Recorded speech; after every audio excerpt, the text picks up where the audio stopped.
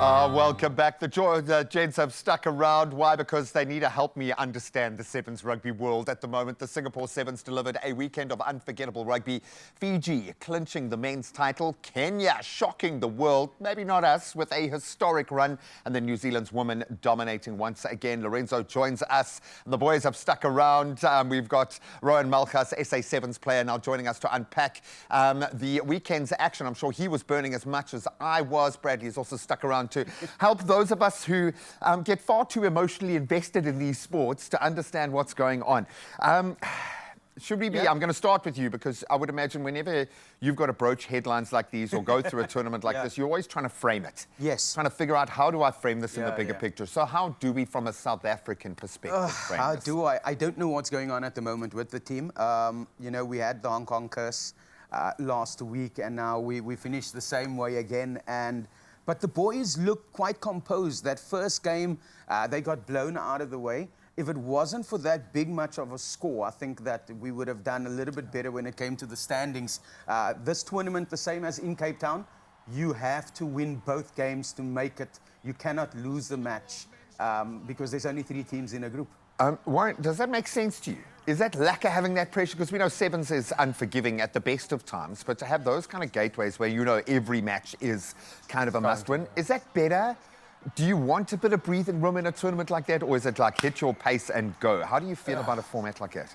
It's a bit tricky, but I feel like you just have to pitch up from game one, and yeah, every game is a final, basically. Exactly. Basically, every game is a final, and I feel like that first game against GB, I don't want to make excuses, but we got a red card, also a yellow card. So to be 5 players on the field, it's a bit hectic, yeah. It's too much. Yeah, it's hectic. I can see you shaking your head there like you wish you could have sat down with that team at half-time.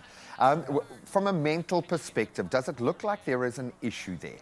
Or is this just a natural flow? You know, we can call it a rebuilding, a rejigging, a recalibrating, whatever it is. How do you feel? I feel like what they're busy doing now is they are rebuilding. They have youngsters coming in. Last tournament, we have Gino coming through, who's a SA still with the Western Province with the junior side.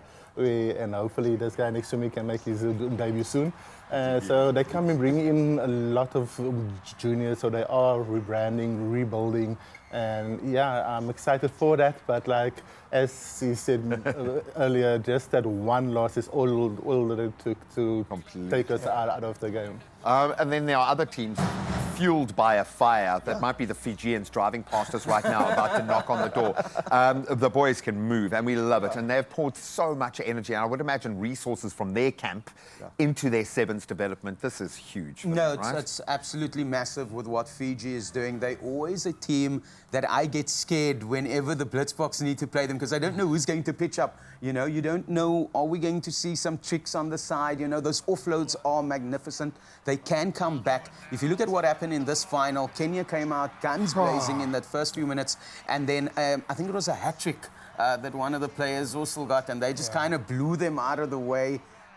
So when you give them that small, that space, if they get a sniff of them being able to go all the way, you've got 7 minutes, and they'll be able to score probably 10 tries in 7 minutes if they have the chance. Yeah, they'll literally run away with it. But it's worth noting, because I think that's when people put their hand up, when these Kenyan lads stepped out onto that field, we're like, this looks like a Fiji-esque team.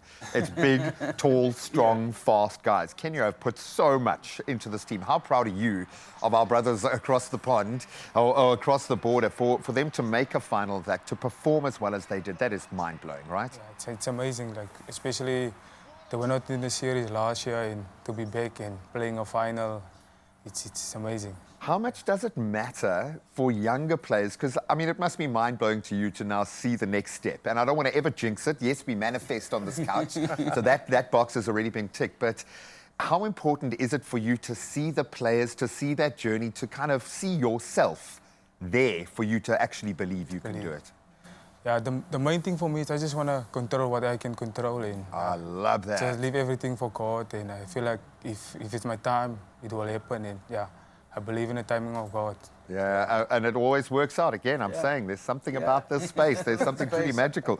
But in New Zealand's dominance on the women's card, just continues. They have set a standard that's going to be very difficult to achieve as a baseline, and that's their baseline. Brilliant all the time. 100%. And with our girls side, they are playing the qualifiers now. They in the second in Cape Town in the series. So we're trying, we're pushing. Almost. It's just like we just need consistency there and like be in the HSBC series. And that's how you get much better if you play against The best. much better.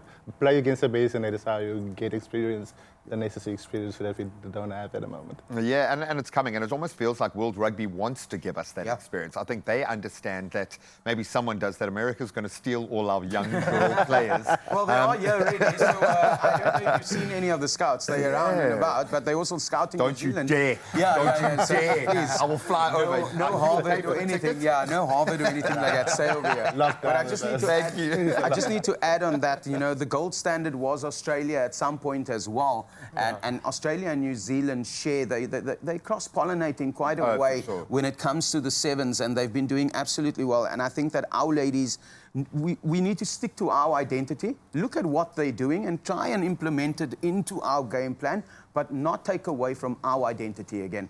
But looking at that New Zealand team, they are absolutely amazing. Yeah, no, they're on another level, and it is their time. And I like the fact that you do, that we get our flowers. I do it. I'm going to return back to the SA Cup one last time, because there were signs. And when you look at them up against the Argentinian, world's leading Argentinian champions. team, we beat them, and we look good doing it. So should we be worried moving forward? Should we be happy with where the Springboks are? Yeah, the Blitzboks. This time around, I'm a lot happy compared to last season. We're not finding ourselves in any qualifiers or having to go and play against, you know, other teams to stay as a core team. So I'm happy with that at the moment. There is room for improvement, but we saw that we can beat the guys that are winning back-to-back championships or tournaments. We can beat them. We've got the caliber. You know, I was watching Zayn play as well, just coming through on the wing, absolutely amazing. Shakes just going crazy. Look at that. Look at, like, we've got quality players, and I think that there's something maybe missing there. I don't know what it is.